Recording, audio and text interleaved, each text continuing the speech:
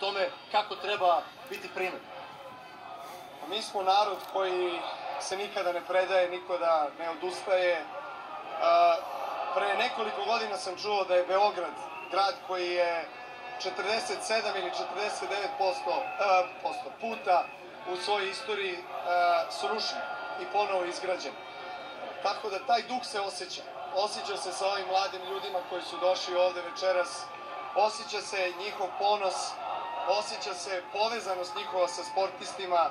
Sportisti su jedni od najvećih, ako ne i najveći ambasadori ove zemlje i nama je neverovatna privilegija što imamo mogućnost da predstavljamo našu zemlju sa grbom na našim grudima gde god da smo u svetu.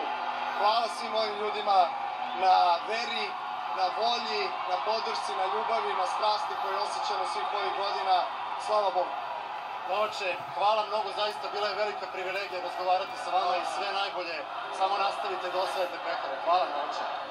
Poštovani gledalci, zaista veličanstven doček Novak Đokovića još uvijek pored mene. Uzbuđenje i dalje traje.